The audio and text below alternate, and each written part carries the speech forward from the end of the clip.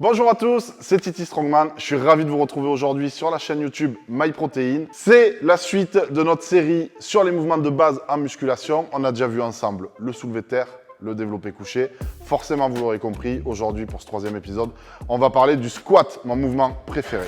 Je vous l'ai déjà dit lors des précédentes vidéos, mais pour améliorer vos performances, optimiser votre prise de masse, même si vous souhaitez faire une perte de poids et puis surtout pour éviter de vous blesser, la technique est le point clé. C'est pour ça que dans cette vidéo, nous allons d'abord voir quelles sont les erreurs récurrentes à éviter, que je vois très souvent dans de nombreuses salles de musculation, mais aussi comment améliorer efficacement votre technique avec différents points clés à respecter. Une des premières grosses erreurs que je vois très souvent au squat, c'est des problèmes de trajectoire. Au squat, votre trajectoire doit être purement rectiligne, très droite, très verticale. Votre barre, si vous la radez de profil, doit constamment être au-dessus du milieu du pied, juste devant la cheville. Très souvent, je vois des gens qui commencent leur mouvement de squat en avançant les genoux, comme ceci. Votre barre sort de sa trajectoire, vous allez mettre énormément de tension dans vos genoux, vous risquez de vous blesser. En plus, vous allez limiter énormément votre trajectoire, votre amplitude. Votre bassin sera en rétroversion, ne sera pas du tout bien placé. C'est absolument à proscrire. Autre erreur, à l'inverse, de trop se pencher en avant. Même si se pencher en avant est normal sur un squat, il ne faut pas que ce mouvement-là soit excessif. On voit ici que la barre avance énormément vers l'avant du pied sur le mouvement. Est-ce que tu peux nous en refaire une, s'il te plaît? La barre sort complètement sa trajectoire. Elle avance énormément. Elle ne reste plus au-dessus du pied. Ce n'est pas bon non plus. Vous devez trouver un compromis entre les deux. Le mouvement partira toujours des hanches et après les genoux et devra rester toujours juste au-dessus du milieu du pied. Autre point que vous devez absolument vérifier, auquel vous devez faire attention, c'est le placement de votre barre. Ici, elle est placée beaucoup trop haute. Vous devez la mettre un petit peu sous les trapèzes supérieurs, un petit peu sous cette masse des trapèzes-là, sous les vertèbres cervicales, afin de ne pas vous faire mal. De plus, placer une barre à cet endroit-là trop haute va avoir tendance à vous amener vers l'avant lors de l'exécution de votre squat et ce n'est pas du tout une bonne chose. C'est pour cette raison-là que beaucoup de gens mettent une mousse sur votre barre pour éviter de vous faire mal, alors que tout simplement, si vous la placiez un petit peu plus basse, vous verriez que vous n'en auriez pas besoin. Autre erreur très fréquente sur le squat, c'est une phase excentrique avec les genoux qui rentrent. Des gens qui ont les genoux vraiment qui viennent à l'intérieur lors de leur descente, lors de leur phase excentrique. Ça va être très néfaste déjà à votre performance, mais vous allez augmenter considérablement le risque de blessure en faisant cela. Appliquez-vous à vraiment pousser vos genoux vers l'extérieur durant toute la descente. Cherchez à avoir vos rotules, la pointe de vos genoux, qui va dans la même direction que vos pointes de pied.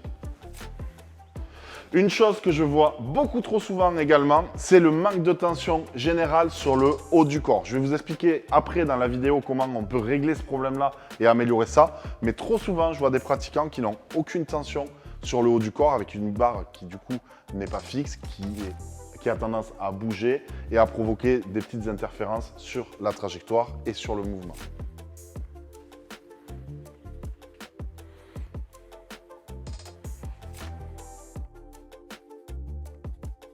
Le premier point pour améliorer votre squat, ça sera tout simplement votre contact au sol, donc vos pieds.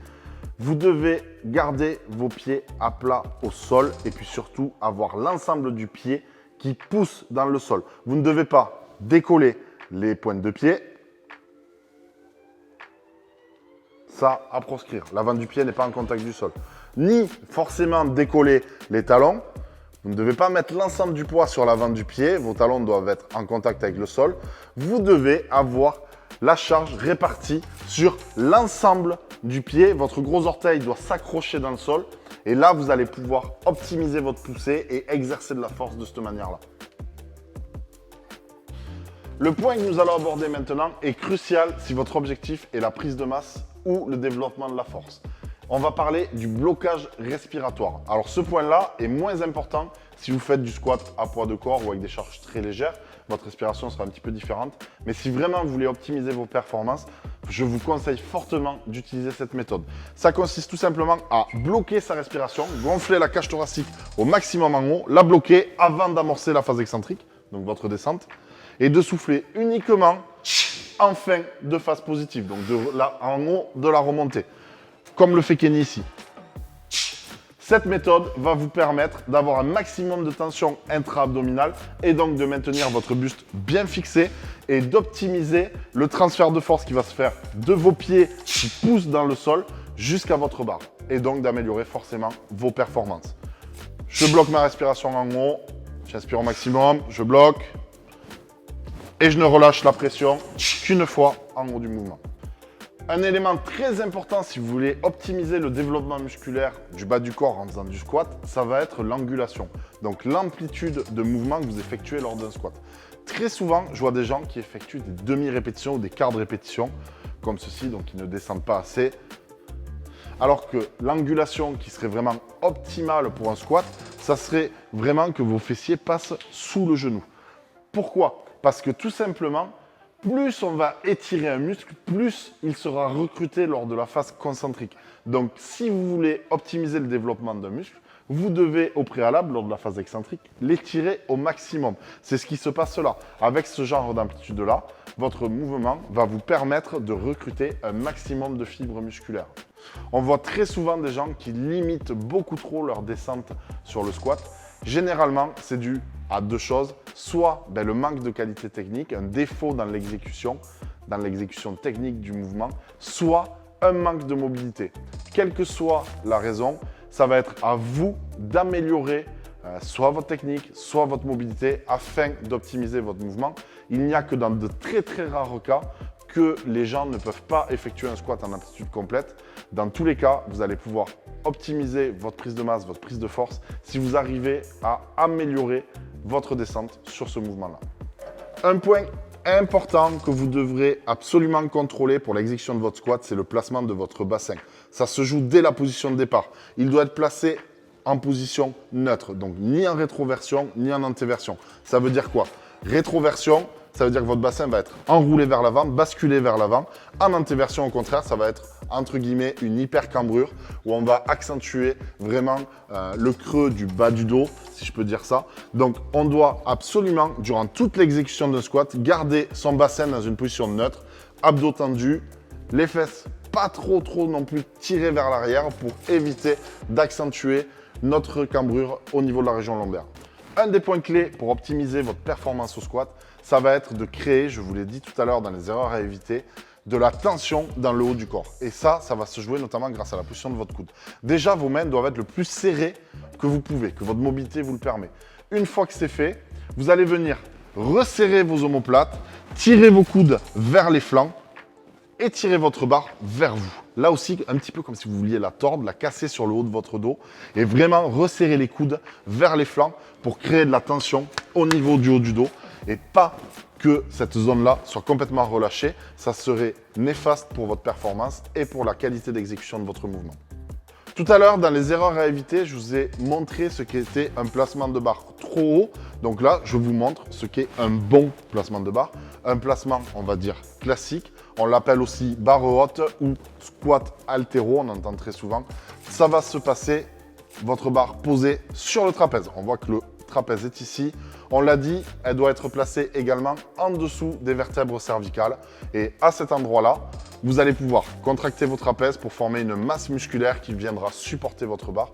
D'une, ça ne vous fera pas mal et elle sera stable durant toute l'exécution de votre mouvement. La première variante pour le squat que nous allons voir, c'est le squat dit barre basse. On l'appelle aussi squat powerlifting. La barre, à ce moment-là, va se placer sur le deltoïde postérieur, donc nettement sous le trapèze, plus basse, c'est pour ça qu'on l'appelle barre basse, que ce qu'on a vu tout à l'heure sur le squat barre haute.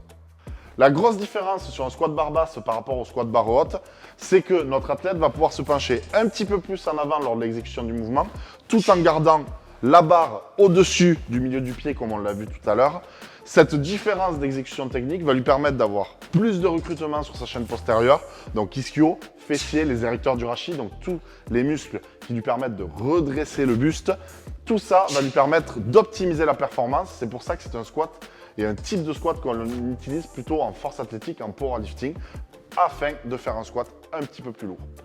Une autre variante pour le squat que je vous recommande parce qu'elle est très intéressante, mais aussi parce que je la trouve très esthétique et que c'est un mouvement old school que j'adore. On va voir le Zercher squat. Je vous la refais, le Zercher squat. Alors, c'est un mouvement qui traditionnellement se fait du sol. Donc, c'est génial si vous n'avez pas de matériel, si vous êtes à la maison, si vous n'avez pas de rack à disposition, mais vous pouvez très bien effectuer ce mouvement à partir du rack sans aucun problème. La position se fait à partir d'un sumo, semi-sumo, on va dire, d'un soulevé de terre, jambes relativement écartées. On va venir soulever la barre, la reposer sur les genoux, placer les coudes en dessous, c'est ce qu'on appelle la position Zercher, et effectuer sa série de squats à partir de là.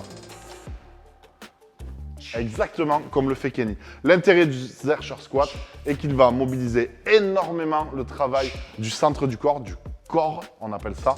Mobiliser beaucoup vos abdominaux, vos obliques, vos érecteurs du rachis et mettre aussi beaucoup de tension dans vos quadriceps. Voilà pour cette vidéo sur le squat, j'espère qu'elle vous a plu et qu'elle vous permettra d'améliorer votre mouvement. N'oubliez pas que la technique, c'est vraiment la première chose que vous devez travailler avant d'essayer d'augmenter vos charges sur un mouvement. J'espère que vous avez aimé ça. Si c'est le cas, mettez-nous un pouce bleu, abonnez-vous à la chaîne MyProtein. Je vous dis à très vite. Bye tout le monde.